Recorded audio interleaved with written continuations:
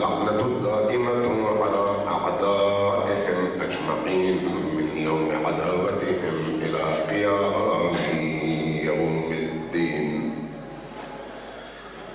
اللهم صل على فاطمة وأبيها وبعلها وبنيها وسر المستودع فيها بعدد ما أحاط به علمك، أن تصلي على محمد وآل محمد، وأن تفعل بنا ما أنت أهله، ولا تفعل بنا ما نحن أهله. قال رسول الله صلى الله عليه وآله وسلم: إني تارك فيكم الثقلين كتاب الله وعترتي ما إن تمسكتم بهما لم تضلوا بعدي أبدا حتى يرد علي الحوض. صلوات الله.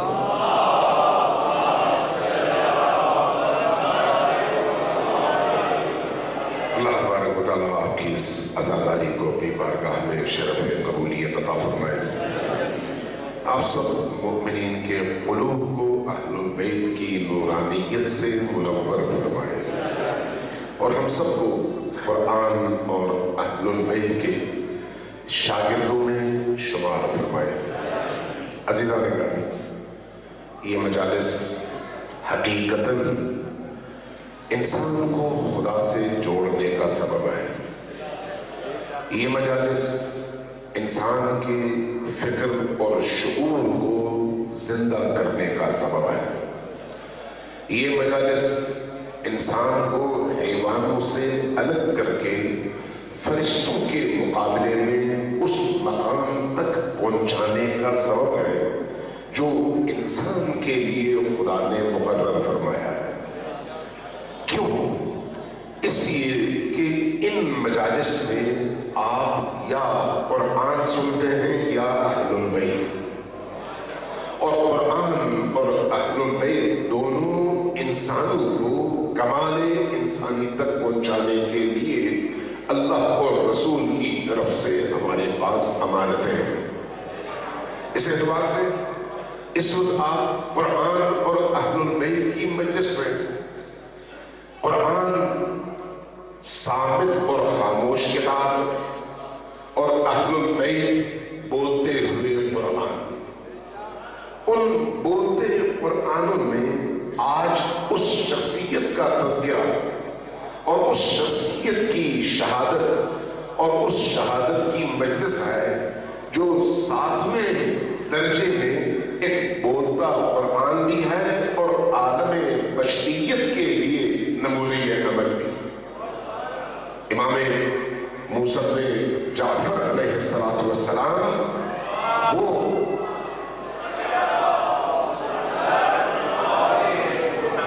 وہ شخصیت اگرچہ سال میں ہم شاید ان کی شہادت کے موقع پر ان کو یاد کرتے ہیں، جو خود ایک المیہ ہے.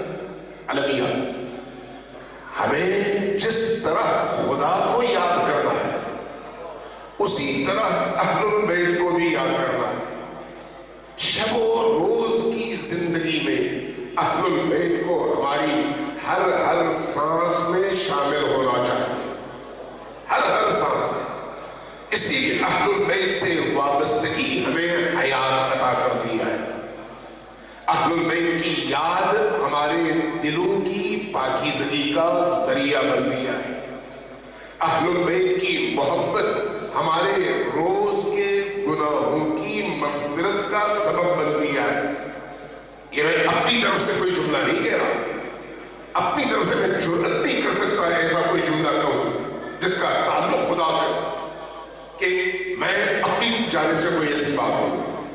اللہ نے اپنے اس حجت پر جو زیارت جامعہ نازل فرمائی، اس زیارت جامعہ کے الفاظ یہ ہے کہ اے میرے امام، آپ کی محبت اور آپ کی ولایت میرے اندر کی دنیا کی نورانیت کا سبب بھی ہے اور میرے گناہوں کا کفارہ بھی ہے.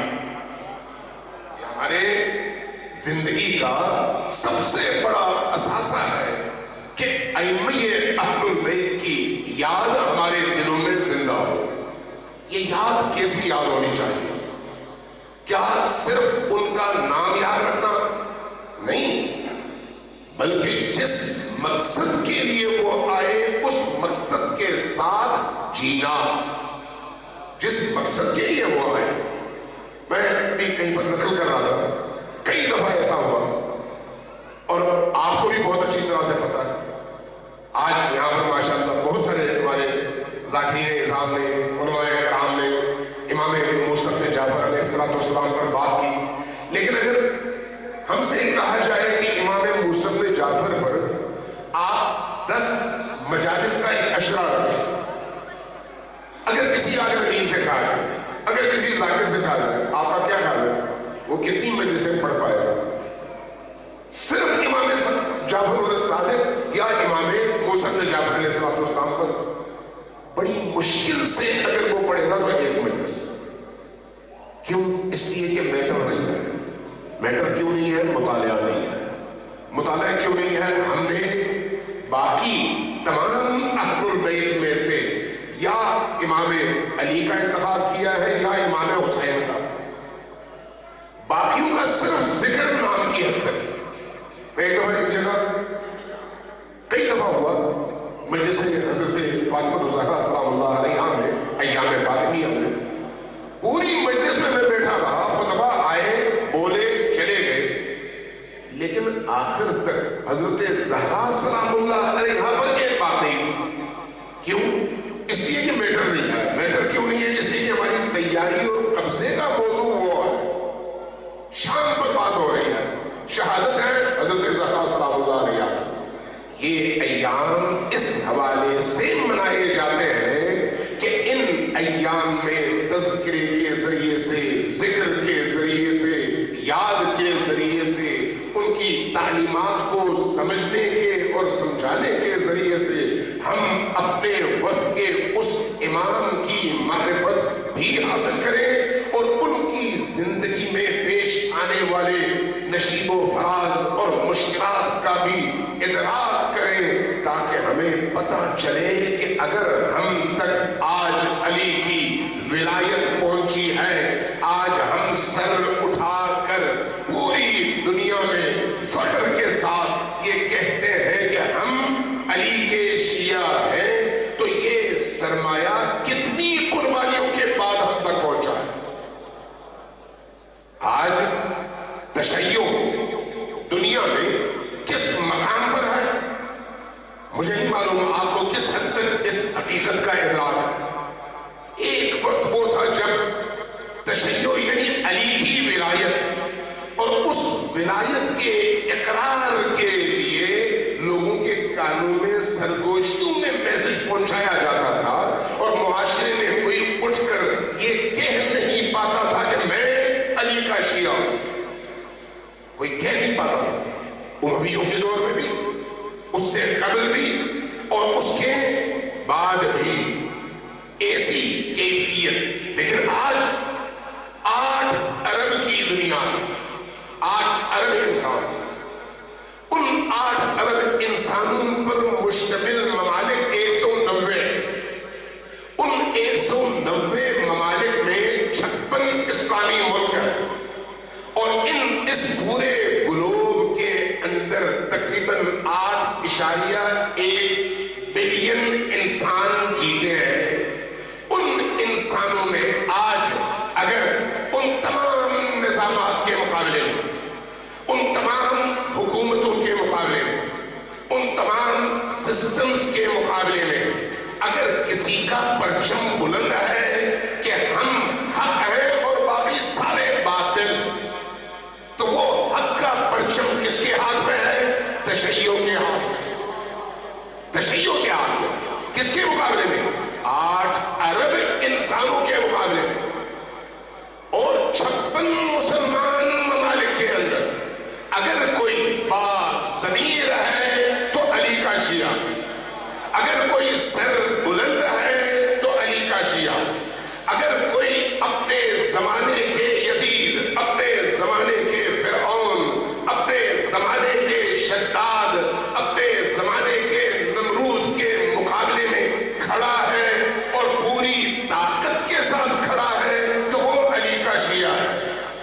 وجہ کیا ہے؟ وجہ ان ائمہ اطہار علیہم السلام کی وہ تعلیمات اور تربیت جس کے نتیجے میں نسل در نسل یہ معنویت اگلی نسل تک پہنچتی رہی، یہ جذبہ پہنچتا رہا، یہ شعور پہنچتا رہا، یہ آگہی پہنچتی رہی، یہ ادراک پہنچتا رہا، نتیجتاً آج وہ طبقہ جس کے اندر حقیقتاً تشیع کا شعور ہے پوری دنیا میں سربلند ہے، پوری دنیا میں۔ اس وقت بھی آپ حالات دیکھ رہے ہیں، 6 مہینے پہلے بھی آپ نے حالات دیکھ لیے، گزشتہ 3 سالوں میں بھی آپ نے دنیا کے حالات دیکھ لیے ہیں۔ ان حالات میں تمام مسلمان نما لیکن مغرب کے غلام ممالک کے اندر بھی اگر کوئی آواز اٹھانے والا تھا ظلم کے خلاف تو وہ تھا جس نے حضرت موسیٰ بن جعفر علیہ السلام کو اپنا امام مانا اور سر کٹانے اور زندان جانے کے لیے تیار ہوا۔ آپ کے سامنے اس لیے ان مجالس کی قدر کیجئے کہ یہ مجالس ہمارے اندر شعور بیدار کرتی ہیں، لیکن اس شرط کے ساتھ کہ ان ممبروں پر آنے والے لوگ انہی ائمہ کی زندگیوں کے گوشوں کنار سے وہ چیزیں جو ہماری آنکھوں سے پوشیدہ ہے، ہمیں نہیں معلوم، نہیں پڑھا، نہیں سنا، وہ چیزیں نکالیں اور ہمیں بتائیں کہ ہمارا امام عملی زندگی میں کتنا بلند تھا، عملی زندگی میں کتنا مقاوم تھا، عملی زندگی میں معاشرے کے مقابلے میں اس نے کس طرح سے استقامت کا مظاہرہ کیا، عملی زندگی میں اپنے وقت کے حکمرانوں اور ناجائز طاقتوں کے مقابلے میں کس طرح سے اس نے علم بغاوت اور علم توحید کو بلند رکھا، اپنے زمانے میں ان تمام سختیوں کے باوجود اپنے زمانے کے ان قلیل تعداد میں موجود مؤمنین کو اس راہ پر قائم بھی رکھا، گامزن بھی رکھا، ان کے دین کی حفاظت بھی کی، ان کی دنیا کی حفاظت بھی کی۔ چھوٹی باتیں نہیں ہیں یہ، ہم رسمی مسلمان نہیں ہیں، ہم صرف کلمہ گو مسلمان نہیں ہیں کہ ہم نے کلمہ پڑھ لیا، 5 اوقات کی نماز پڑھ لی، اب میں جانوں میری زندگی جانے، نہیں، ہم علی کے شیعہ ہیں، ہم اہل البیت کے شیعہ ہیں۔ علی اور اہل البیت کے شیعہ ہونے کا مطلب کیا ہے؟ دوسرے لوگوں سے علی اور آل علی کا اختلاف کہاں پڑا ہے؟ سقیفہ میں ہوا کیا؟ حق کا نظام ایک طرف اور باطل کا نظام ایک طرف، حق کے نظام کے پیروکار کم اور باطل پرست زیادہ، نتیجتاً صرف چند لوگ رہے، صرف چند لوگ جو علی کے گھر میں جو کہتے ہیں نہیں ہم نے حق کے نظام کا ساتھ دینا ہے، چاہے ان کی تعداد کتنی ہی کیوں کم ہو، کم ہے کوئی بات نہیں، لیکن ہم نے اپنے آپ کو ہارنا نہیں ہے۔ لہذا علی کے گھر میں 8 9 10 بندے ہوں گے علی کے گھر میں، اور مقابلے میں سارا معاشرہ، وہاں سے تشیع کا آغاز ہوتا ہے۔ تشیع اس قلیل گروہ کے نظریات کا نام ہے، اس قلیل گروہ کے نظریات، اس قلیل گروہ کے نظریات کا سب سے بڑا، سب سے اونچا پیغام کیا ہے؟ ہم نے علی کے نظام کے مطابق جینا ہے اور باطل کے نظام کو قبول نہیں کرنا۔ یہی وجہ ہے کہ علی شہید، حسن شہید، حسین شہید، زین العابدین شہید، امام باقر شہید، امام صادق شہید، امام موسیٰ بن جعفر شہید، امام علی بن موسیٰ رضا شہید، امام علی النقی شہید، امام محمد تقی شہید، امام حسن العسکری شہید، جتنے بھی حجت آئے خدا آئے سب کے سب شہید۔ کیوں شہید؟ کیا وہ ہماری طرح سے آرام اور آسائش سے زندگی بسر نہیں کر سکتے تھے؟ کیا وہ ہماری طرح سے کھا پی کر زندگی بسر نہیں کر سکتے تھے؟ کیا وہ ہماری طرف سے زندانوں میں جائے بغیر اپنے بیوی بچوں کے ساتھ، فیملی کے ساتھ زندگی بسر نہیں کر سکتے تھے؟ کیا ان کو زندگی سے نفرت تھی؟ کیا ان کو آسائش، آرام دہ زندگی بری لگتی تھی؟ نہیں، یہ ساری چیزیں سب کو اچھی لگتی ہیں، لیکن جب ان کا مقابلہ دین سے ہو، ان کا مقابلہ خدا کے نظام سے ہو، تو پھر اللہ کا عبد وہی ہوتا ہے جو اللہ کے دین کی خاطر ان تمام دنیاوی آسائش کو ٹھوکر پر رکھ کر ہر سختی کو مجبوراً نہیں، خندہ پیشانی کے ساتھ، محبت کے ساتھ، عشق کے ساتھ قبول بھی کرے اور تلواروں کی دھاروں کو چوم کر تختے دار پر لٹک بھی جائے، لیکن وہ موت اس کو اس زندگی سے بہت عزیز لگے۔ کربلا اسی عشق خدا کے مظہر کا نام ہے۔ باقی ائمہ کی زندگی نہیں اسی طرح سے۔ لہذا میں چند غلط فہمیاں دور کروں اس حوالے سے۔ ہم عام طور پر امام سجاد علیہ السلام کے حوالے سے کیا سنتے ہیں کہ امام سجاد بیمار تھے، سنتے ہیں، اور ہم عام طور پر جو باتیں کرتے ہیں وہ بھی کیا ہے کہ سید الساجدین امام بیمار، یعنی بیمار کربلا۔ کتنے دن بیمار ہے؟ 10 دن، 15 دن، 20 دن، اس کی بات تو وہ ٹھیک تھے۔ ان کی 60 سال سے زیادہ کی عمر ہے، ان کی 60 سالہ زندگی رہ گئی ایک طرف، وہ جو بیماری کے 20 دن تھے وہ آگے ایک طرف، اور ہم نے ان بیماری کے ایام کو پکڑ کر ان کی بیماری کا تذکرہ کیا اور سنا، لیکن وہ جو باقی 60-65 سال کی زندگی کی جد و جہد ہے، محنت ہے، مبارزہ ہے، مقابلہ ہے اور باطل سے ٹکرانا ہے، اس کو سب بھلا دیا۔ کتنا بڑا ستم ہے ائمہ اطہار پر۔ یہی امام موسیٰ بن جعفر علیہ السلام جن کی آج شہادت کا دن ہے، ہم عام طور پر 2 3 4 پوائنٹس یاد کرتے ہیں۔ وہ کیا ہے کہ امام زندان میں تھے 14 سال، بالکل ٹھیک ہے، وہاں پر آپ کو ان سختیوں سے گزرنا پڑا، بالکل ٹھیک ہے، ان سختیوں میں آپ نے عبادتیں انجام دیں، بالکل ٹھیک ہے، اس کے بعد پھر ان کی شہادت ہوئی زہر سے، وہ بھی ٹھیک ہے، پھر اس کے بعد ان کو لایا گیا ان کے جسد اطہر کو اور فرات کے کنارے پل کے اوپر رکھ دیا گیا، اٹھانے والا کوئی نہیں تھا، یہ بھی ٹھیک ہے، 4 حمال مزدوروں نے اٹھایا، یہ بھی ٹھیک ہے۔ اب سوال یہ ہے کہ کیا بس ختم؟ یہ سب کچھ کیوں ہوا، کیسے ہوا؟ اور امام سجاد علیہ السلام نے اسی مظلومیت کے دور میں کیا کچھ کیا، اس کی طرف کوئی نہیں جاتا، اس کی طرف کوئی اشارہ نہیں ہوتا، کوئی پڑھتا نہیں ہے، کوئی پڑھ کر آتا نہیں ہے اور بولتا نہیں ہے۔ آپ کو حیرت ہوگی، امام سجاد علیہ السلام اسی طرح جس طرح باقی ائمہ تھے، یعنی ایسا نہیں ہے کہ صرف امام سجاد، باقی تمام ائمہ کے ساتھ شیعوں نے یہ زیادتی کی کہ چند چیزیں اٹھائی، باقی سب کو چھوڑ دیا، یہ ایمان سے اڑا دی۔ میں وہاں سے شروع کروں تاکہ بات ذرا سمجھ آئے۔ یہ صرف امام موسیٰ بن جعفر سے مخصوص نہیں ہے، بلکہ اس سے پہلے بھی ایسا ہی تھا۔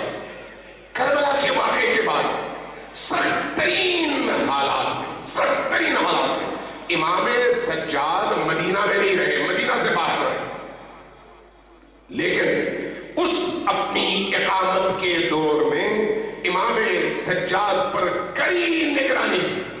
اس کڑی نگرانی میں آپ نے اپنے شاگردوں کی تربیت کی، خاموشی کے ساتھ۔ لوگ آتے، سوال پوچھتے، جواب لیتے، لیکن کس صورت میں؟ ماشکیوں کی صورت میں، جیسے پانی بھر کر ماشکی آتا ہے، سوال پوچھتے چلے جاتے۔ آپ خطوط کے ذریعے سے، ان افراد کے ذریعے سے عالم اسلام میں موجود ان لوگوں کو میسج پہنچاتے جن پر اعتماد کرتے یہ ہمارا ہے۔ لہذا امام سجاد نے کوفہ میں، بصرہ میں، بغداد میں، مکہ میں، یمن میں، افریقی علاقوں میں، مصر میں اپنے نمائندے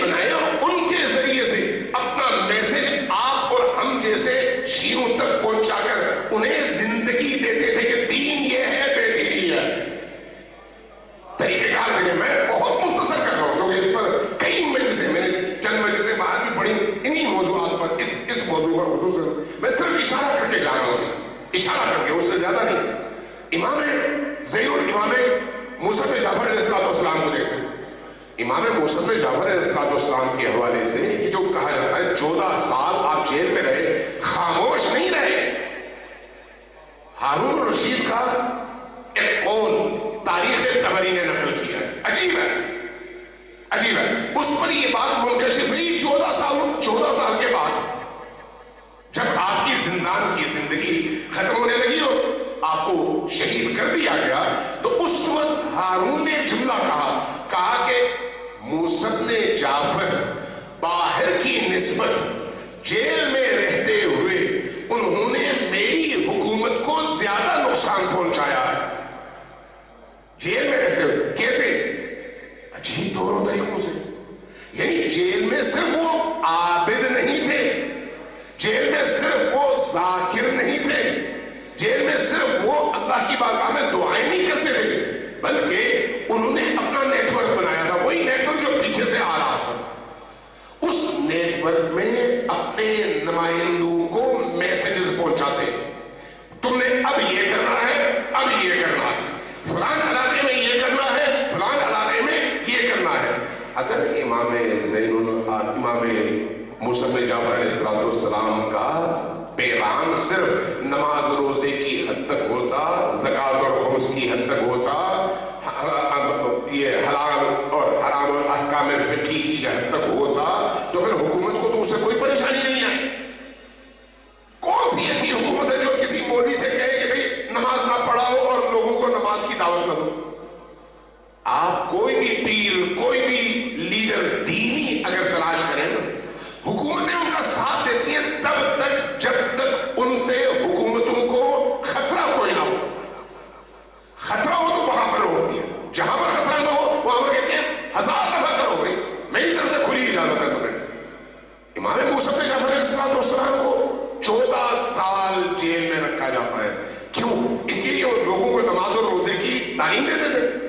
نہیں، نماز اور روزے کی تعلیم ضرور دیتے تھے، لوگوں کے سوالات کے جوابات ضرور دیتے تھے، لیکن ان میں اجتماعی شعور بیدار کرتے تھے، ان میں ظلم ستیزی کی کیفیت پیدا کرتے تھے، ان کے اندر معاشرے کے حق اور باطل نظاموں کی معرفت پیدا کرتے تھے، انہیں مستقبل میں الہی حکومت کے قیام کے لیے آمادہ کرنے کے لیے وہ تمام مواد فراہم کرتے تھے جس کے نتیجے میں طاغوتی حکمرانوں کو کمزور کیا جائے اور اللہ کی حکومت کی تابع ڈالنے کے لیے لوگوں کے دلوں کو آمادہ کیا جائے۔ یہ کام کرتے تھے۔ اس لیے یہ جو حدیث ہے امام موسیٰ بن جعفر علیہ السلام کے حوالے سے آخر الزمان کے بارے میں، اور بحار الانوار میں علامہ مجلسی نے وہ حدیث نقل کیا ہے، ایک وقت آئے گا قوم سے ایک شخص کھڑا ہوگا جو ہماری نسل سے ہوگا اور اس کی یہ خصوصیات ہوگی، اس کے پرچم کے تلے قوم جمع ہوگی اور کفر کی طاقتوں کو شکست فاش ہوگی اور اس کے نتیجے میں زمینہ اور میدان ہموار ہوگا، یہاں تک کہ ہماری حجت اور ہمارا قائم ظہور کرے گا اور پوری دنیا پر اپنا پرچم لہرائے گا۔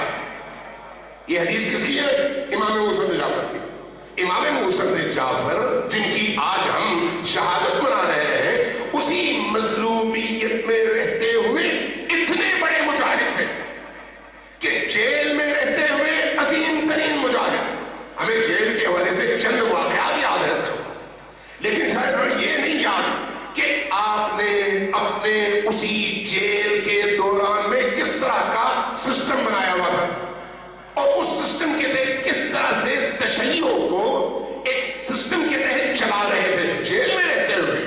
ان پہلوؤں کی طرف بہت ہی شاید کوئی 1000 میں کسی ایک بندے نے توجہ دی ہو۔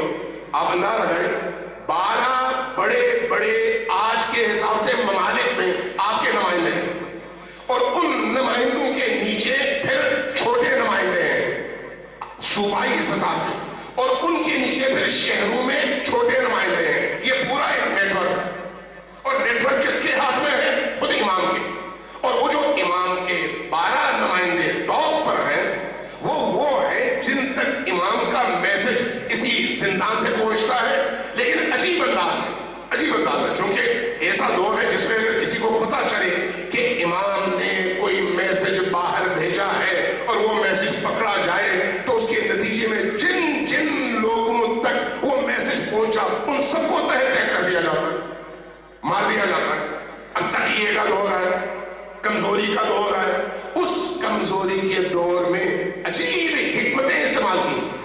صاحب پیاز کا پانی استعمال کرتے کاغذ پر اور کاغذ لکھ کے دے دیتے, لے کر آنے والے کو بھی نہیں پتا ہوتا کہ بھئی اس پہ کیا لکھا ہوا ہے, چونکہ پیاز کے پانی کو پڑھا نہیں جا سکتا.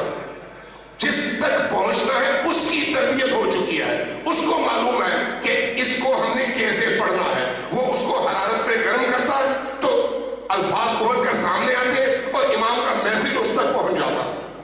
سسٹم دیکھو, انداز دیکھو. جہاں پیاز کا پانی نہ ملتا, دودھ تو عام ہے, گائے کے دودھ سے لکھتے سفید کاغذ پر اور بھیج دیتے. اب دودھ جب خشک ہوتا ہے پڑھا نہیں جاتا, لیکن اسی دودھ والے کاغذ کو جب کسی علاقے میں جہاں آپ نے میسج بھیجا اور آپ کا نمائندہ موجود ہے, اس نمائندے نے وصول کر لیا. وصول کرنے کے بعد اب جب اس کو گرم کیا تو وہ حروف ابھر کر سامنے آئے اور امام کا میسج مل گیا کہ اب آپ نے کیا کرنا ہے. انداز دیکھیں, نیٹ ورک دیکھیں, معاشرے کی بیداری کا ذریعہ دیکھیں کہ جیل میں رہتے ہوئے کس طرح تربیت کرتے ہیں, کس طرح سے میسج پہنچاتے ہیں اور کس طرح سے لوگوں کو اپنے وقت کے مسائل کے حوالے سے آگاہ رکھتے ہوئے وقت کے حکمرانوں اور ظالم طاقتوں کے حوالے سے کانشس بھی رکھتے ہیں اور آمادہ بھی رکھتے ہیں. شیعہ وہ نہیں ہے جو تراویح پڑھ کر نماز پڑھ کر جا کر سو جاؤ اور کہے میں نے اپنی ذمہ داری ادا کر دی. نہیں, شیعہ وہ ہے جو میدان میں کھڑا ہو. کس کے مقابلے میں؟ اللہ کے دشمنوں. اللہ کے دشمنوں کے مقابلے میں کھڑے ہونے کی وجہ سے ہی علی حیدر کرار ہے.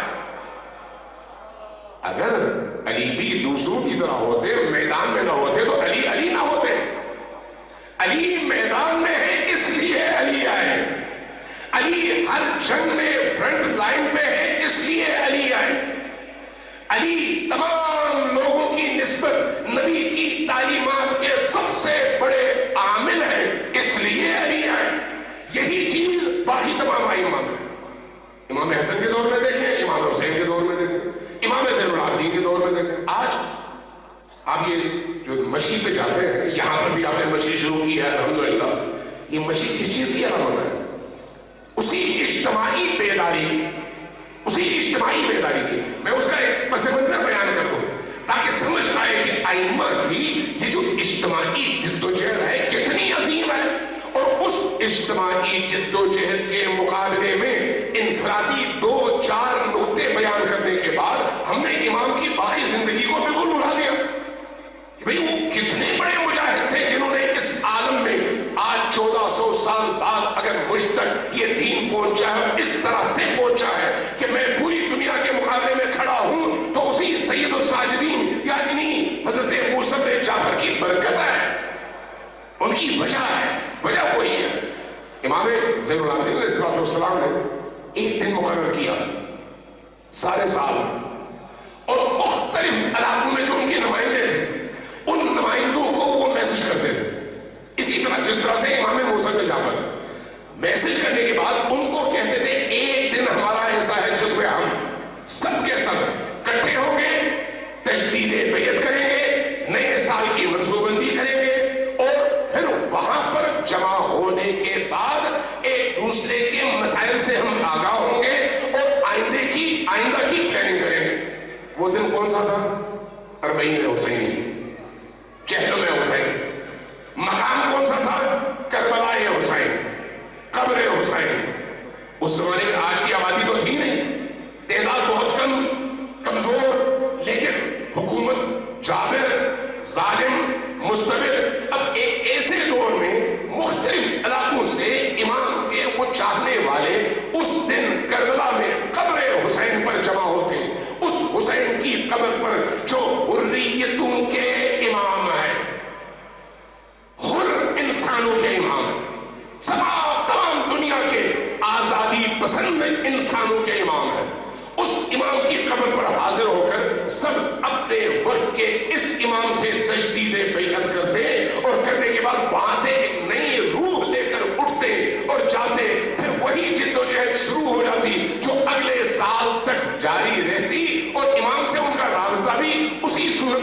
رہتا. یہی کیفیت امام موسیٰ بن جعفر علیہ السلام. امام موسیٰ بن جعفر علیہ السلام پر بعض لوگوں نے بڑی زبردست قسم کی تحقیقات کی ہیں, بڑی زبردست قسم کی, اور مختلف سابقہ تاریخی کتابوں سے آپ کے وہ کارنامے نکالے ہیں کہ آپ نے اخلاقیات کے حوالے سے لوگوں کی تربیت کے لیے کس طرح سے کام کیا جیل میں رہتے ہوئے, حتیٰ جیل میں رہتے ہوئے. آپ ذرا دیکھیں امام موسیٰ بن جعفر جیل میں ہیں, ہارون بھجواتا ہے اپنے ایک داروغے کو, جا کر امام کو یہ پیغام دو. پیغام کیا ہے؟ جا کر وہاں پر بیٹھو اور یہ باتیں کرو. وہ داروغہ آتا ہے, دیتا ہے امام نماز میں. امام نے ایک نماز ختم کی, فوراً دوسری شروع کر دی, وہ ختم کر دی, پھر تیسری شروع کر دی, وہ ختم کر دی, پھر چوتھی شروع کر دی. درمیان میں وقفہ ڈالا ہی نہیں کہ یہ کوئی بیٹھ کر بات کر سکے. اس نے دیکھا کہ امام اس طرح سے نماز ختم نہیں کریں گے. جیسے ہی ایک نماز ختم ہوئی اور امام اٹھ کر دوبارہ سے نیت کرنے لگے, ہاتھ پکڑ لیا اور کہا کہ یا رسول اللہ میں ایک میسج لے کے آیا ہوں. جی بولو. ہارون نے مجھے میسج دیا ہے اور کہا کہ آپ سے یہ کہوں کہ اے ابن ام. ہارون نے اس کو منع کیا تھا کہ یہ نہ کہو کہ خلیفۃ المسلمین اور امیر المؤمنین نے یہ میسج بھیجا ہے. منع کیا. کیوں؟ دشمن زندان میں ہے اس کا, یعنی امام معصوم زندان میں ہے اور وہ مجبوری میں ہے, لیکن اس کے باوجود خوف بادشاہ میں ہے. بادشاہ خلیفہ اس امام معصوم کو جو زندان میں ہے یہ کہنے کی جرأت نہیں کرتا کہ میں امیر المؤمنین ہوں. اس لیے اپنے اس ایک چیز کہتا ہے وہاں پر یہ نہ کہنا امیر المؤمنین نے مجھے یہ میسج بھیجا ہے, کہنا آپ کے ابن ام نے, آپ کے چچا زاد نے یہ میسج بھیجا ہے. میسج کیا ہے؟ انہوں نے کہا ہے کہ ہم نے تحقیق کیا ہے, آپ کے بارے میں جتنی بھی باتیں ہمیں معلوم ہوئی تھیں وہ ساری کی ساری جھوٹ تھیں اور آپ پر تہمت تھیں, اس لیے آپ بے گناہ ہیں. آپ بے گناہ ہیں, لہذا آپ کو گناہگار ہم تصور نہیں کرتے. اب ایک مشکل ہے, ہم سے آپ کا فراق, آپ کی دوری برداشت نہیں ہوتی, اس لیے ہم چاہتے ہیں کہ آپ ہمارے قریب ہی رہیں. لہذا آپ بتائیے آپ کو کھانے میں کیا چاہیے, پینے میں کیا چاہیے, کیا کیا سہولتیں چاہیے, تاکہ ہم اس حساب سے آپ کی خدمت پر لوگوں کو معمول کر سکیں.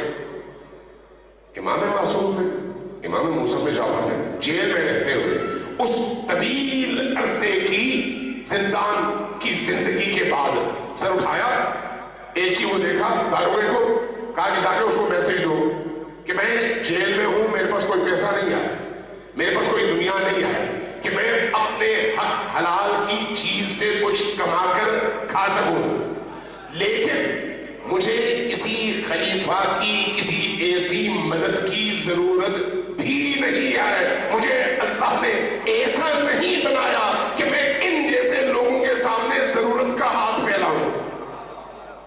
آپ ذرا اندازہ لگائیں, جیل میں رہتے ہوئے اپنی عملی اخلاقی سیرت کے ذریعے سے باہر والوں کو کیا میسج دے رہے ہیں. یہ میسج صرف ایک خاص فرد کے لیے نہیں ہے, امت کے لیے ہے کہ یاد رکھو اگر تمہارے اندر علی کا دین ہے اور علی کا خون تو تمہیں اسی طرح سے باہمیت بھی ہونا چاہیے اور سر بلند بھی ہونا چاہیے. یہ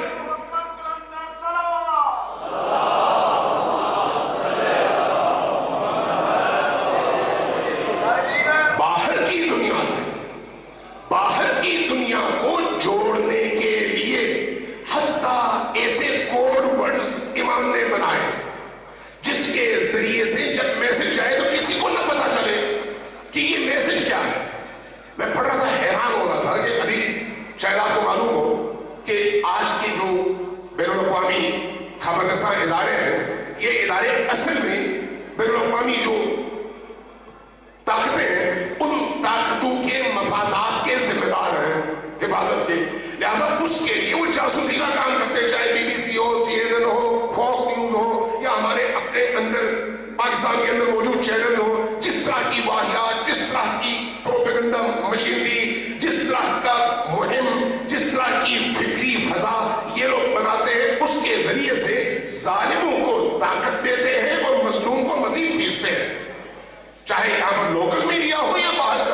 اس دنیا میں بھی ایسے ہی تھا، اس زمانے میں بھی ایسے ہی تھا.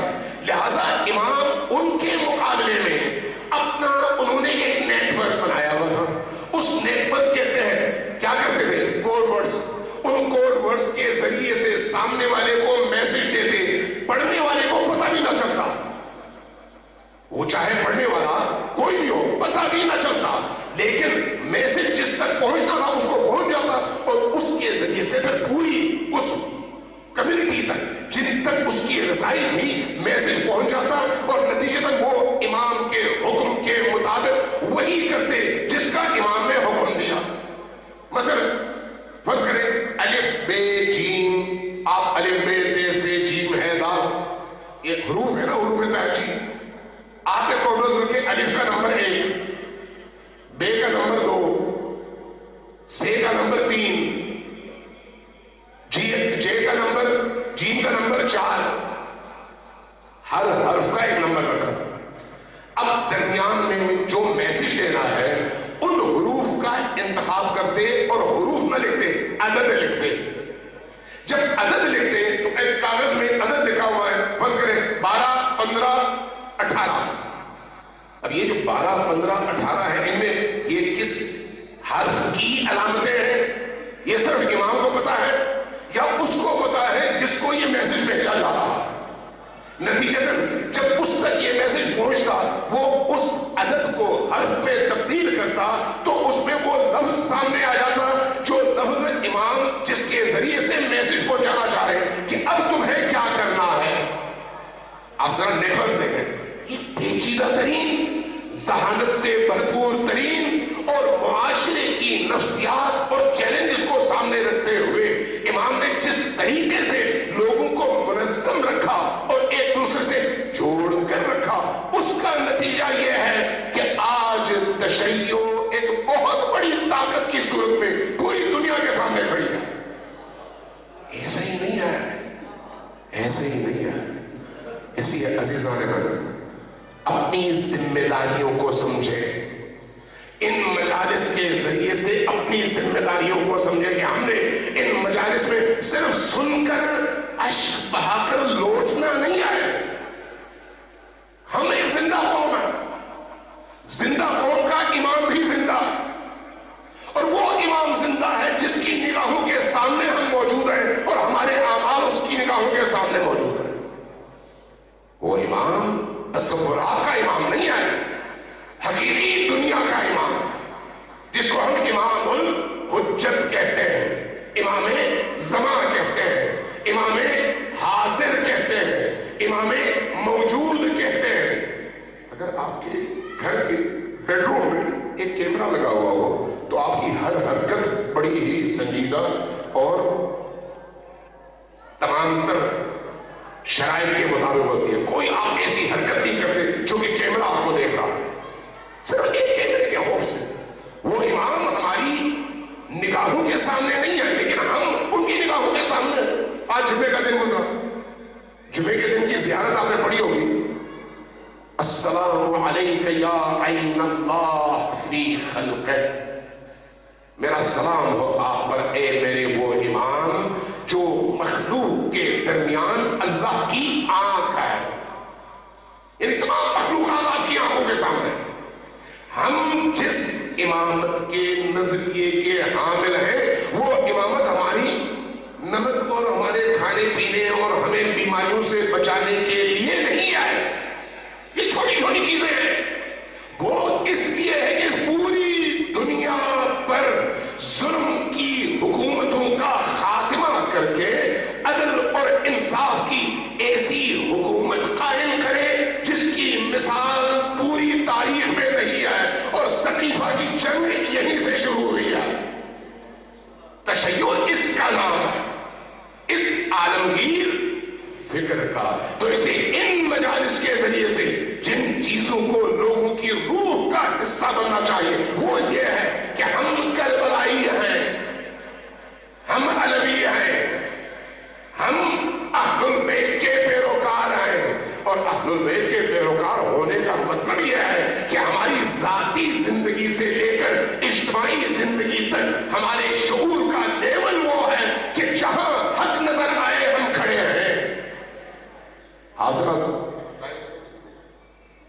صلوات بھیجیے پر محمد والے کو۔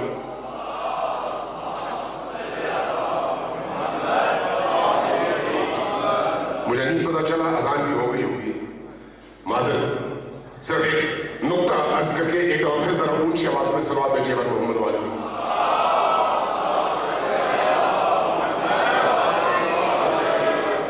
عزیزان محترم، ہم شیعہ ہیں، ہمیں انتظار ہے اللہ کی ان آیات کی تعبیر کا جس کے نتیجے میں زمین پر مہدوی حکومت قائم ہو۔ ہم شعوری طور پر اس کے منتظر ہیں۔ اس شعور کا نتیجہ یہ ہے کہ ہمیں اپنی عملی زندگی کو اس طرح سے ڈھالنا ہے کہ اگر کل صبح اعلان ہو جائے کہ امام کا ظہور ہو چکا ہے تو ہم فوراً اٹھ کر چل سکیں کہ امام نے بلایا ہے، ہم نے جانا ہے۔ اگر یہ نہیں ہے تو ہم فیل ہے، امتحان ہے، ہمارا امتحان ختم۔ شمر ایک دن میں شمر نہیں بنتا، شمر کو شمر بننے میں 20 سال لگتے ہیں۔ کل میں نے کہیں بڑی مثال دی تھی، آپ کی خدمت میں مثال کر رہا ہوں۔ شمر کون ہے؟ امام حسین ابن علی کا قاتل اور کائنات کا بدترین نجس ترین موجود، ایسا ہی ہے۔ لیکن کیا وہ پیدائشی طور پر ایسا تھا؟ نہیں، وہ نماز پڑھتا تھا، وہ روزہ رکھتا تھا، وہ حج بھی کرتا تھا، وہ زکات بھی دیتا تھا، وہ جہاد بھی کرتا تھا۔ کربلا سے 20 سال پہلے امام علی کے لشکر میں ایک حصے کا سپہ سالار بھی تھا۔ کیسے ہوا کہ امام علی کے لشکر کا سپہ سالار امام علی کے فرزند کا قاتل بنے؟ ایک دن میں نہیں بنا، آہستہ آہستہ آہستہ آہستہ، پہلے ایک نافرمانی، پھر دوسری نافرمانی، پھر تیسری نافرمانی، پھر چوتھا گناہ، پھر پانچواں گناہ۔ جیسے جیسے گناہوں میں اضافہ ویسے ویسے حق سے دوری اور فاصلے میں اضافہ۔ نتیجتاً 20 سال کے عرصے میں دنیا کی طلب نے اس شخص کو اس مقام پر پہنچا دیا کہ علی کا سپہ سالار بن گیا، فرزند علی کا قاتل۔ کیا ہم وہی انسان نہیں ہیں؟ ہم سب کا یہی حال ہے۔ اگر ہم اہل البیت کے قریب رہے اور خود کو دور ہونے سے بچاتے رہے تو وقت کے امام کی ندا پر لبیک کہنے کے قابل رہے، اور اس کے لیے ہمیں خود کو ہمیشہ ہمیشہ اپنے امام سے جوڑے رکھنا ہوگا۔ یہ جو جڑنا ہے یہ صبح شام ہے، فجر سے لے کر عشاء، رات سونے تک اپنی گفتگو میں، اپنے بیہیویئر میں، اپنی مخلوقات کے ساتھ اس لیے یاد رکھیں، ایک دوسرے کا خیال رکھیں، ایک دوسرے کی مشکلات میں ساتھ دیں، اپنے بچوں کے مستقبل کو بنائیں، اپنے بچوں اور نسلوں کی تربیت پر زور دیں۔ آج کی دنیا میں کامیاب وہی ہے جس کے ایک ہاتھ میں تقویٰ اور اہل البیت ہو، دوسرے ہاتھ میں ڈگری بھی ہو اور معاشرے کی باغ ڈور سنبھالنے کی صلاحیت بھی ہو۔ یہ دونوں چیزیں ساتھ میں لے کر چلیں، ایک دوسرے کی مشکلات میں چھوڑے نہیں، ساتھ دیں۔ کوئی بھی آپ کے در پر کوئی مشکل لے کر آتا ہے، اگر وہ مومن ہے تو اس کی اس مشکل کو دور کرنے کے لیے جو آپ سے ہو سکتا ہے وہ کریں، تب میں اور آپ مومن ہیں، ورنہ نہیں ہے۔ امام حسن مجتبیٰ مسجد حرام میں، کعبۃ اللہ میں تشریف فرما تھے، اعتکاف میں۔ ایک جوان آیا، کہا یا رسول اللہ میری ایک ضرورت ہے۔ کیا ہے؟ اتنے پیسے مجھے چاہیے، فلان جگہ میں نے یہ کام کرنا ہے، دینا ہے۔ امام نے فرمایا کہ اس وقت میرے پاس پیسے نہیں ہیں، اگر ہوتے تو ضرور دیتا۔ وہ جوان فوراً مان گیا۔ جو ہو سکتا ہے، ہمیں بھی اپنی زندگیوں میں ان چیزوں کا خیال رکھنا چاہیے کہ اگر کسی سے ہم کچھ مانگتے ہیں اور اگر وہ کہیں کہ نہیں ہے تو پھر مان بھی لینا چاہیے، ہمیں مجبور ہوگا۔ امام نے جب کہا کہ نہیں ہے تو کہا ٹھیک ہے، کوئی بات نہیں۔ عرض کیا کہ اپنا رسول اللہ آپ کا فلان محب ایسا ہے جس کو اگر میں کہوں، آپ کہیں تو وہ میری لیے حاجت پوری کر سکتا ہے، آپ اس سے کہیں گے؟ فرمایا اگر وہ میری بات مانتا ہے تو ضرور کہوں گا۔ اٹھے، کہاں پر تھے؟ مسجد الحرام میں۔ کس کیفیت میں؟ اعتکاف میں. اعتکاف میں آپ کو پتا ہے روزہ رکھنا پڑتا ہے. روزے کی حالت میں مسجد الحرام میں اعتکاف کی کیفیت میں اٹھ کھڑے ہوئے چلنے لگے. ابن مسعود، عبداللہ ابن مسعود، بہت بڑے جلیل القدر صحابی، عرض کیا یا رسول اللہ، یہ آپ کیا کر رہے ہیں؟ اعتکاف چھوڑ کر جا رہے ہیں؟ فرمایا ہاں. یہ تو درست نہیں ہے. فرمایا کیا تم نے میرے نانا کا یہ جملہ نہیں سنا؟ پوچھا کون سا جملہ؟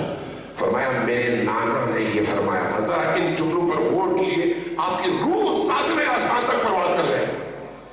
کیا تم نے میرے نانا سے یہ جملہ نہیں سنا کہ من سعى في حاجة أخيه المؤمن فكأنما عبد الله 9,000 الشهر صائما نهاره وقائما ليله.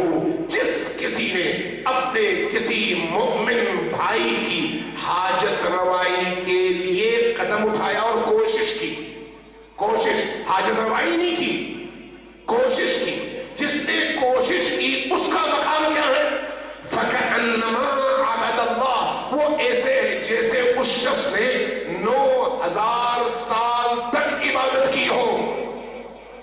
9,000 سال تک. کیسی عبادت؟ ایسی عبادت کے دن میں اس نے روزے رکھے ہو اور راتوں میں اس نے اٹھ اٹھ کر تہجد کی نمازیں پڑھی ہو. تصور کر سکتے ہیں کہ ایک مومن بھائی کی حاجت روائی کس حد تک اہم ہے. یہ چیزیں انسان کو امام سے جوڑتی ہیں، یہ چیزیں انسان کو معصوم سے جوڑتی ہیں.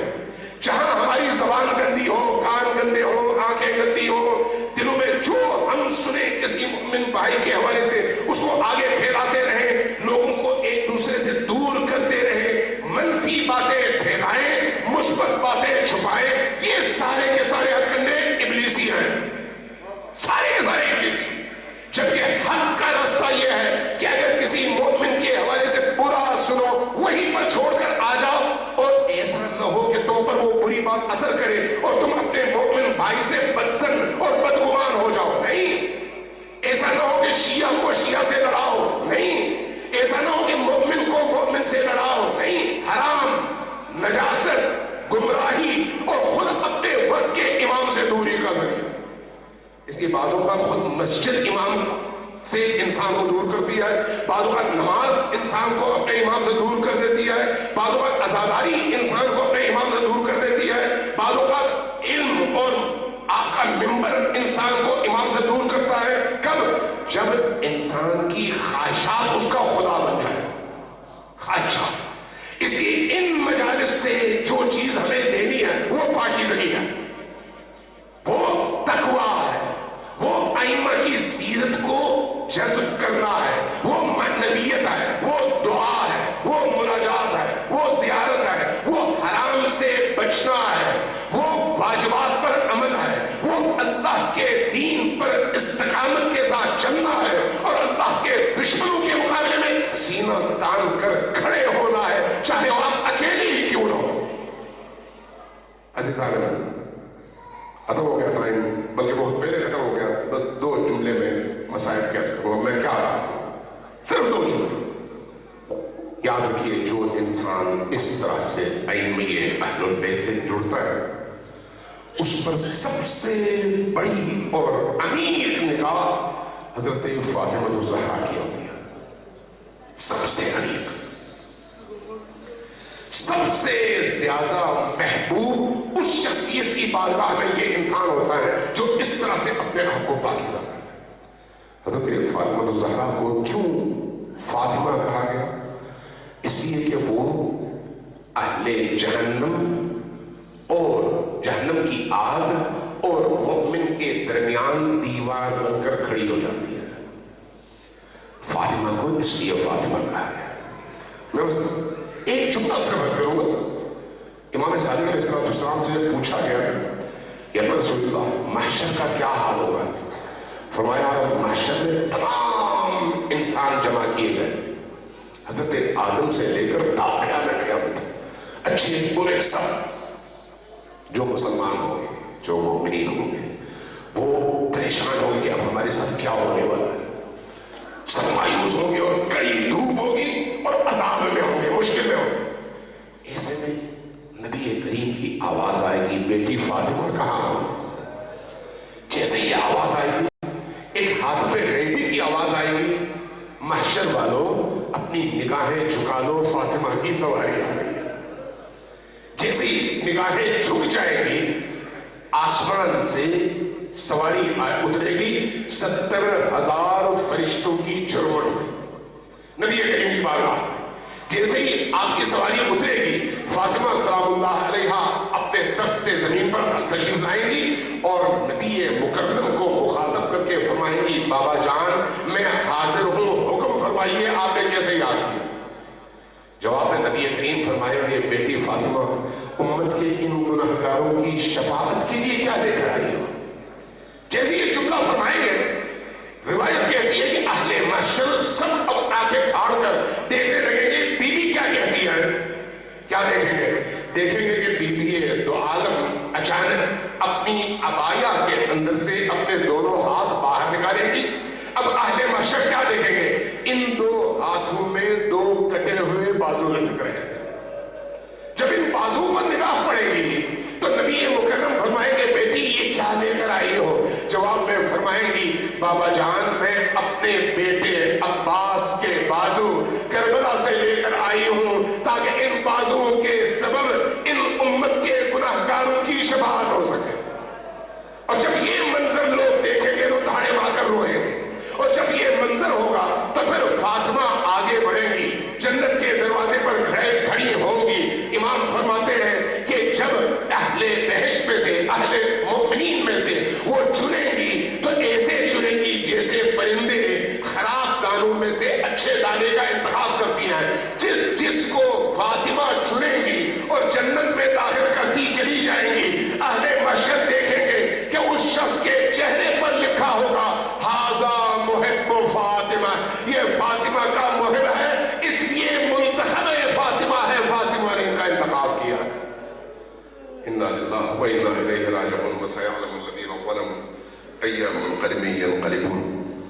अल्लाह तबारक व तआला हमारी इस अज़ादारी को अपनी बारगाह में शरफ़ क़बूलियत अता फरमाए, बारी मजलिस की तमाम हाजात को कबूल फरमाए, शुरकाए मजलिस की तमाम दुआओं को मुस्तजाब फरमाए। आपकी दुआएं हैं या नहीं है? हैं? अगर हैं तो फिर दुआ की कम से कम आखिरी 1 मिनट आपकी आवाज तो बुलंद होनी चाहिए, खुदाया हम सबके गुनाहों की मग़फ़िरत फरमा, बाला हम सब पर अपनी रहमतें नाज़िल फरमा, बाला इमाम ज़मा के क़ल्ब मुबारक को हमसे राज़ी फरमा, हमें इमाम ज़मा के सिपाहियों में शुमार फरमा। अब तक जितने भी हमने गुनाह किए हैं वो माफ़ फरमा, आगे गुनाह न करने की तौफ़ीक़ अता फरमा। जितने भी हाजतमंद हैं उनकी हाजात को कबूल फरमा, जो लोग परेशान हाल हैं उनकी परेशानियों को दूर फरमा। बाला जो लोग बे औलाद हैं उन्हें औलाद सालेह नसीब फरमा। बाला जो लोग कसब कुर्सी के आलम में है, गुर्बत के आलम में है, तंगदस्ती के आलम में है, उनके रिज़्क़ और उनकी रोजी में इजाफा फरमा। जिनके घरों में बीमार हैं उन्हें शफाए आजिल व कामिल नसीब फरमा। इस वक्त मालिकिये हक और बातिल अपने उरूज पर है, खुदाया अहले हक को अहले बातिल पर जल्द से जल्द कामयाबी और फतह नसीब फरमा। बाला रहबर मौज़म को, आयतुल्लाह उल-उज़्मा सिस्तानी को, हिज़्बुल्लाह को, यमनियों को, इमाम ज़मा के उन तमाम मुजाहिदीन को जो बातिल के मुकाबले में सीसा फैलाई हुई दीवार बनकर अली का परचम हाथ पे लिए खड़े हैं, सबको फतह व नुसरत अता फरमा। बाला हमें अपने उलमा, मराजे और अपने नेक लोगों का साथ देने की तौफीक अता फरमा। बाला हमारे कुलूब को नरम फरमा, हमें अहले इबादत और अहले गिरिया लोगों में शुमार फरमा। बाला हमारी नमाजों को, दुआओं को कबूल फरमा। बाला इमाम ज़मा के ज़ुहूर में ताजील फरमा। रब्बना तक़ब्बल मिन्ना इन्नका अंतस समीउल अलीम बिरहमतिका या अरहमर राहिमीन। इन दुआओं की इजाबत के लिए सब मिलकर 3 बार ऊंची आवाज से वअज्जिल फरजहुम के साथ सलात भेजिए मोहम्मद व आले मोहम्मद।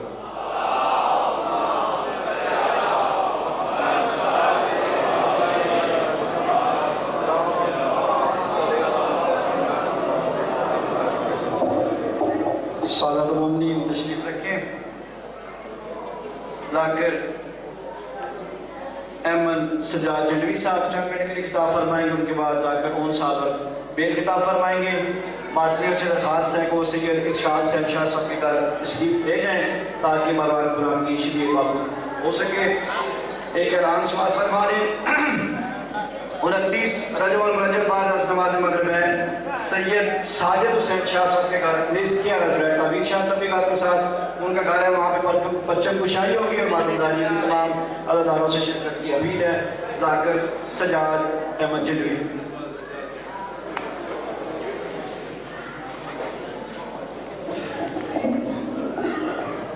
باز بلند صلوات